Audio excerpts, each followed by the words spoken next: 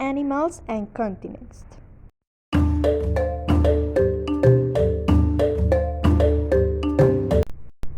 Animals and continents. Let's discover together the continents and animals of the world. Welcome to the podcast, everybody. I'm Valentina, where we'll talk about an interesting topic: animals and continents of the world. It's with my partner Angel, who will also talk about this curious world. Thank you very much, Valentina. Now I think it's time to begin this amazing podcast. so, Chapter 1: The Creation. The animal kingdom is one of life's greatest success stories, a collection of millions of species that swim, burrow, run, and fly all over the planet. All that diversity from ladybugs to killer whales evolved from a common ancestor that most likely lived more than 650 million years ago? Maybe?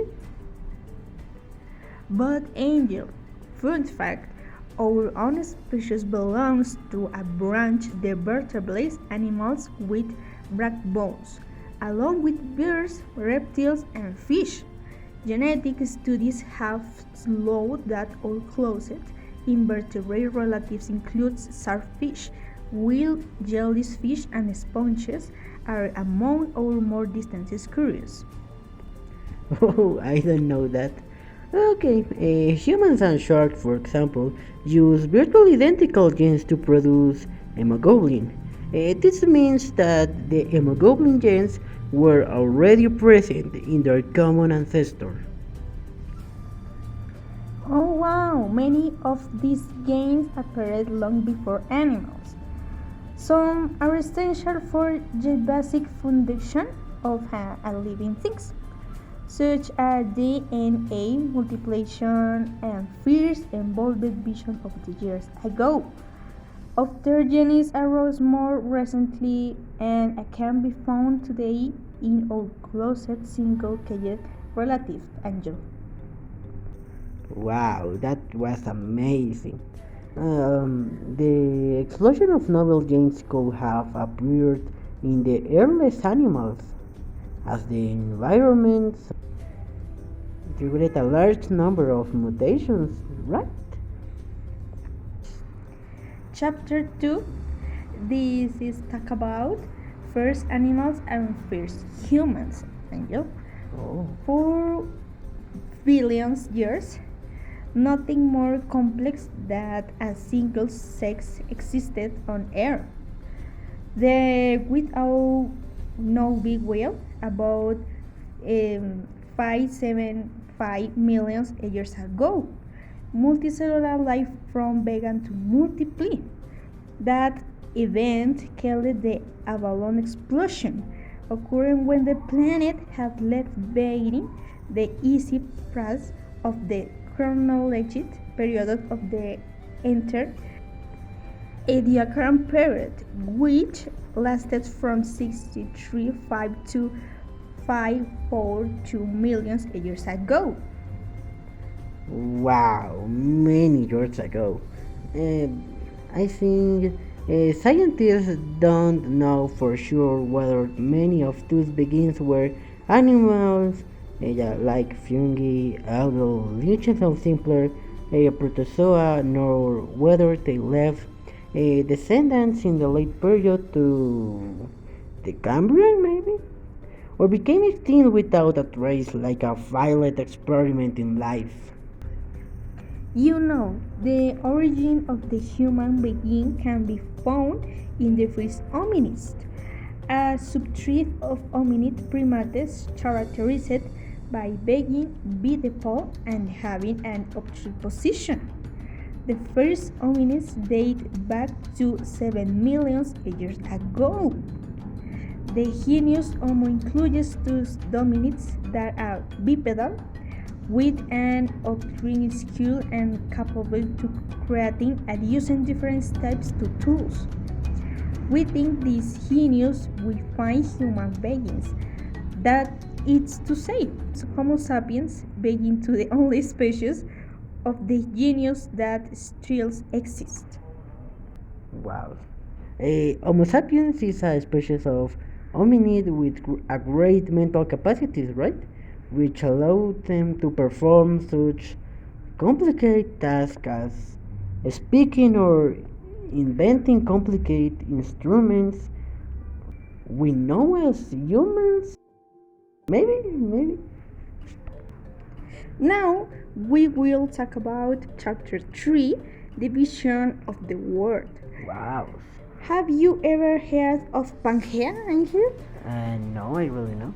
Well, it is another Greek term meaning at ether, meaning all Angea earth, and refers to the megacontinent that formed millions of years ago. Wow. Where all the existing land surface was part of a single mass. During the Jurassic era, the tectonic plates that were of the magma on the interior of the earth began to move, causing earthquakes and mountains throughout its mass that we call Pangea. Of course, these tectonic movements caused this Pangea to fragment. To fragment. Wow. Wow, Valentina. I don't know that, but I know this. The first reference we have to the concept of the continentalization, characterized by these navigators. I think it's navigators. I don't know.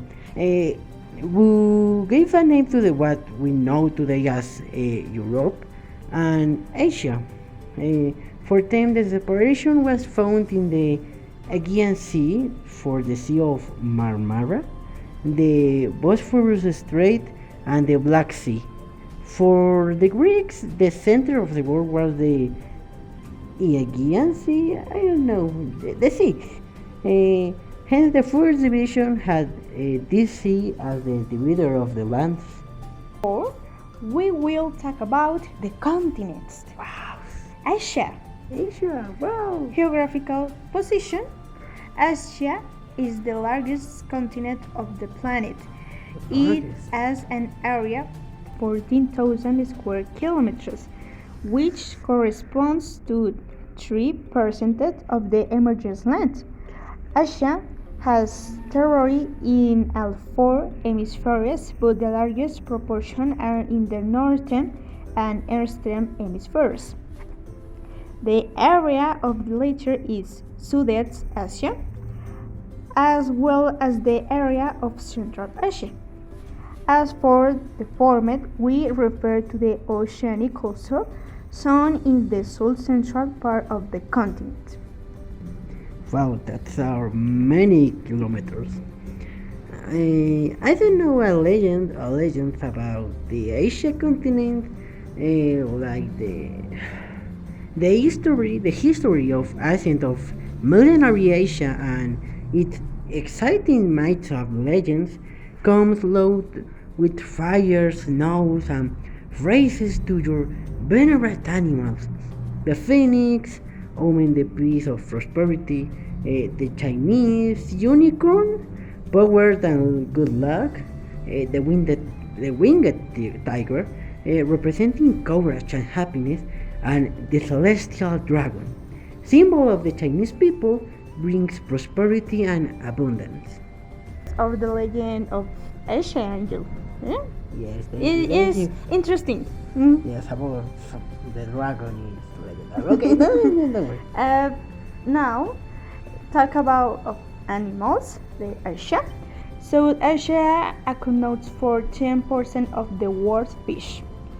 The Asian fauna is mainly represented by animals such as tigers, pandas, bears, Asian elephants, Indian and Japan rhinoceroses, orangutans, tarsiers, red pandas, jack, I don't know, many animals and Japanese macaques, etc. etc. South Asia is home to 10% of the world's fish.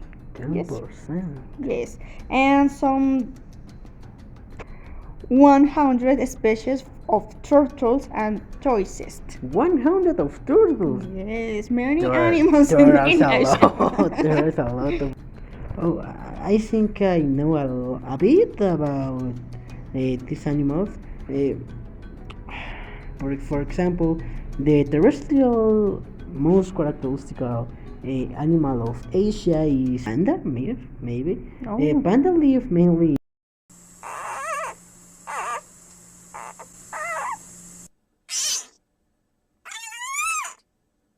in bamboo forests, hide in the mountains of western China, on which they subsist. Almost entirely they must eat between 26 and 84 pounds of bamboo each day, an incredible task for which they use their elongated grease bones like thumbs.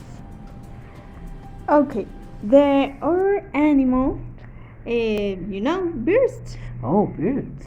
The black-necked crane gets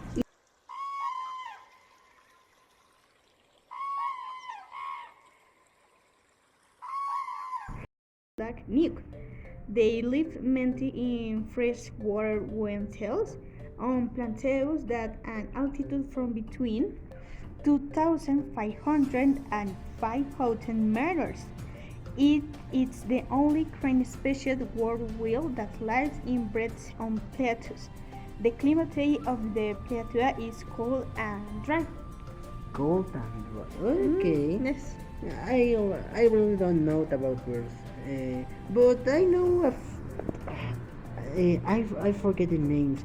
Okay, it's like a whale.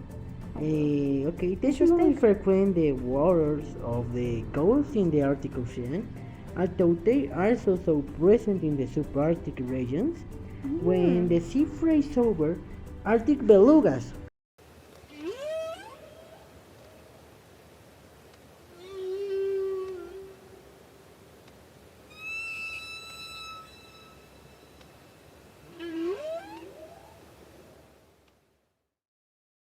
Belugas. Now I remember the name. Arctic belugas migrate south in the large groups. Animals trapped in the Arctic ice often die. Victim of a polar bears, killer wave, and Arctic native beluga waves are haunted by the native people of the north and also by commercial fishermen. The, late, the latter have almost wiped out certain populations. The belugas, which the animals interesting now, and very intelligent. Very intelligent, but